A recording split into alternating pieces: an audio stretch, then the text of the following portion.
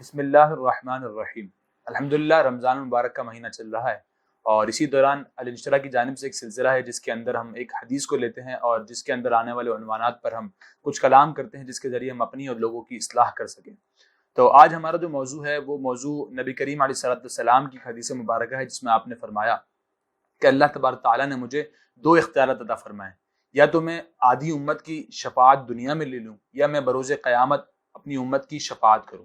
نبی کریم صلی اللہ علیہ وسلم نے دوسرا اختیار یعنی امت کی بخشش آخرت میں کروانے والا، امت کی سفارش کرنے والا، شفاعت کروانے والا اختیار کو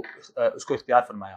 تو نبی کریم صلی اللہ علیہ وسلم کی اس حدیث مبارکہ میں بظاہر تو یہ ایک سطر یعنی ایک لائن پا جاتی ہے، لیکن اس کے اندر بڑی گہرائی ہے اور بڑا درد شامل ہے نبی کریم علیہ السلام کا امت کے لیے۔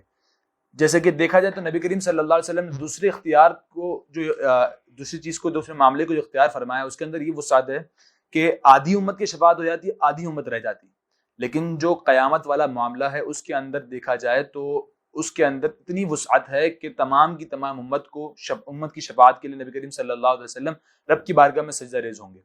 دوسری حدیث میں آتا ہے اسی کے متعلق فرمایا کہ نبی کریم علیہ السلام نے کہ میری امت کی بخشش کے لیے میں اس وقت تک رب کی بارگاہ میں سجدے سے سر نہ اٹھاؤں گا، اس وقت تک میں جنت میں داخل نہ ہوں گا کہ جب تک میں تمام کی تمام امت کو، حتیٰ کہ جس کے دل میں رائے کے برابر بھی ایمان ہوگا، اسے میں لے کر جنت میں داخل نہ ہو جاؤں۔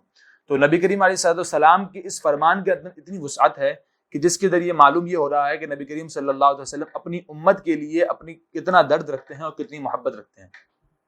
اور اگر غور کیا جائے تو ایک حدیث مبارکہ میں نبی کریم علیہ السلام آتا ہے کہ نبی کریم علیہ السلام قرآن پڑھ رہے تھے، جس کے اندر حضرت ابراہیم علیہ السلام کا قول آیا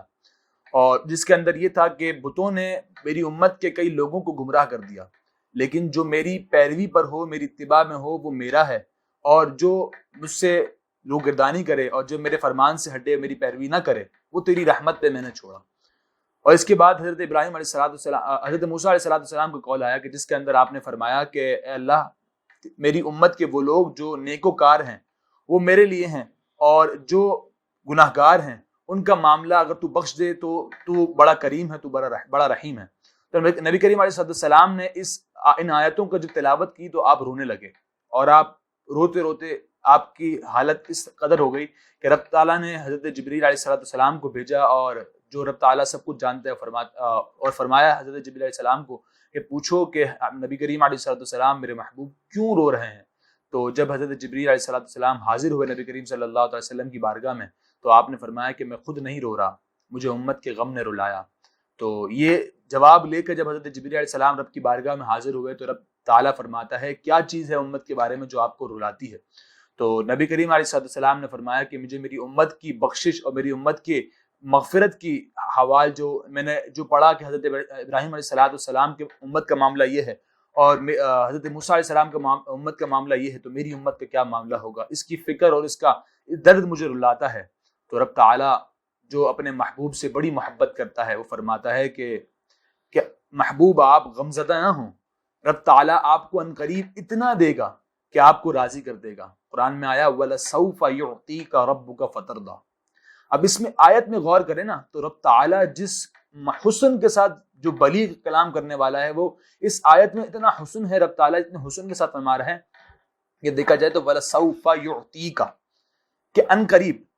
اس کے اندر لام کو لایا گیا تاکید کے لیے، ضرور ضرور ان قریب آپ کا رب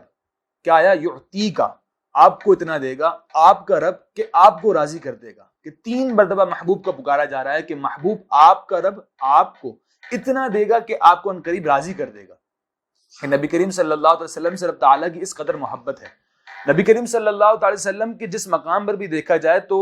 آپ راتوں کو قیام کریں اور قیام کر کے رب تعالیٰ کی بارگاہ میں دعا کریں کہ اللہ میری امت کو بخش دے۔ ایک حدیث میں آیا کہ نبی کریم علیہ السلام فرماتے ہیں کہ اللہ تبارک تعالیٰ نے مجھے 3 سوال عطا فرمائے، تو میں نے 2 سوال دنیا میں کر لیے۔ وہ سوال کیا تھے؟ تو نبی کریم علیہ السلام فرماتے ہیں کہ میں نے رب تعالیٰ کی بارگاہ میں دعا کی اللہم اغفر امتی۔ دوسرا سوال کیا تھا؟ تو فرمایا اللہم اغفر امتی۔ 2 سوال نبی کریم علیہ السلام نے اپنی امت کے لیے کر لیے۔ اور تیسرا سوال کیا ہے؟ تو نبی کریم علیہ السلام فرماتے ہیں کہ وہ سوال میں نے بروز قیامت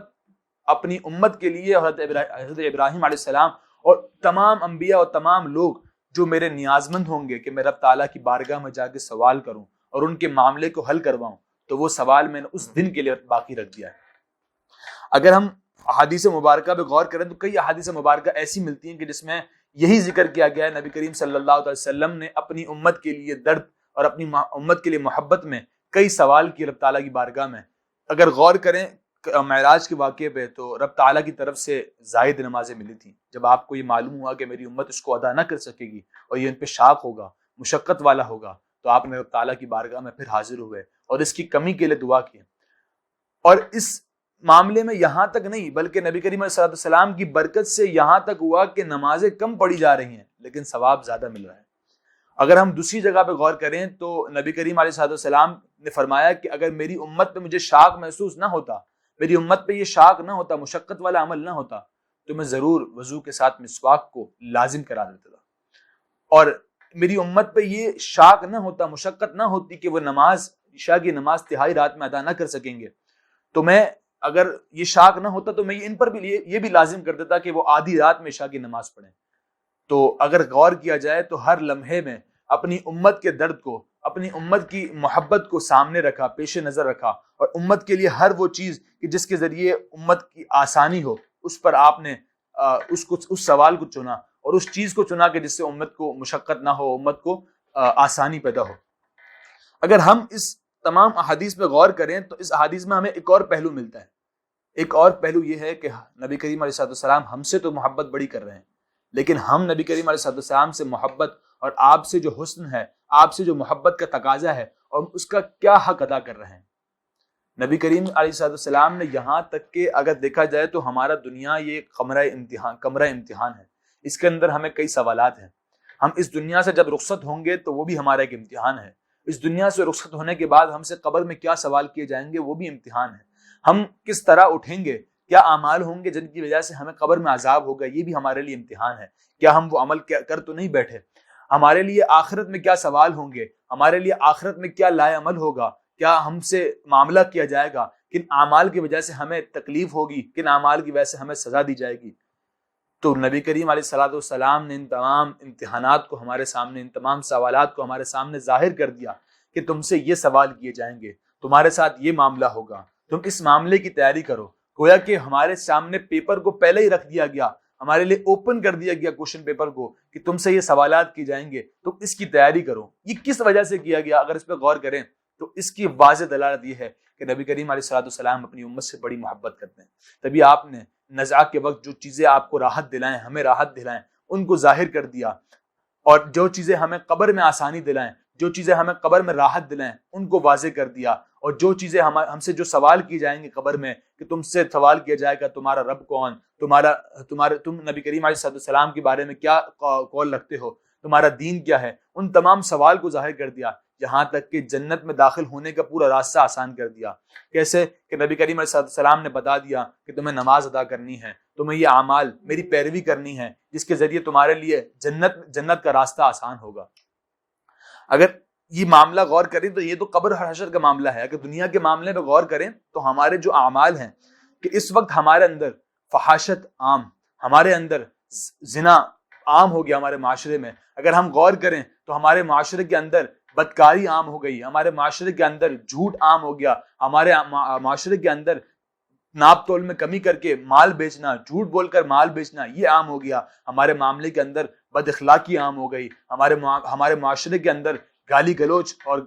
بد کلامی عام ہو گئی۔ لیکن نبی کریم علیہ السلام کی یہ برکت ہے کہ روایت میں آیا کہ بنی اسرائیل جب ایسا کوئی برا عمل کرتے اور ایسے کسی برے عمل میں مشغول ہو جاتے تو اللہ تبارک تعالیٰ کی طرف سے جلد انہیں سزا دے دی جاتی۔ وہ سزا کیا ہوتی کہ حلال چیز کو ان پر حرام کر دیا جاتا، اور انہیں رزق میں تنگی ہو جاتی، اور ان کے ساتھ دوسرے معاملے پیش آ جاتے جس کی وجہ سے انہیں تنگی کا سامنا کرنا پڑتا۔ اسی طرح بنی اسرائیل کے معاملے پہ غور کریں تو ان کے دیگر معاملات میں بھی انہیں جلد سزا دے دی گئی۔ جیسے قرآن میں غور کیا جائے تو قرآن میں فرمایا قردتهم والخنازیر وعبد الطاغوت، کہ ان کے چہرے کو بندر اور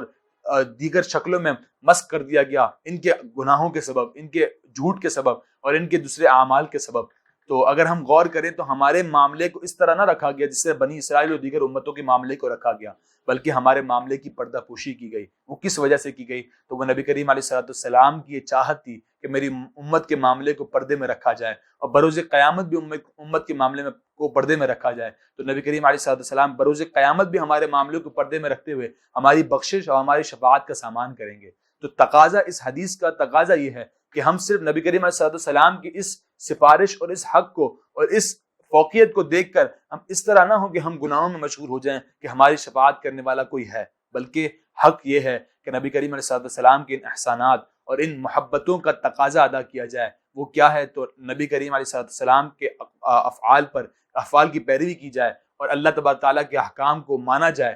کہ رب تعالیٰ نے یہی فرمایا کہ اللہ اور اس کے رسول کی پیروی کرو۔ اللہ تبارک تعالیٰ سے دعا ہے کہ ہم ان تمام اعمال کو اپنے اندر شامل کرنے کی توفیق عطا فرمائے اور نبی کریم صلی اللہ علیہ وسلم کی پیروی کرنے کی توفیق عطا فرمائے۔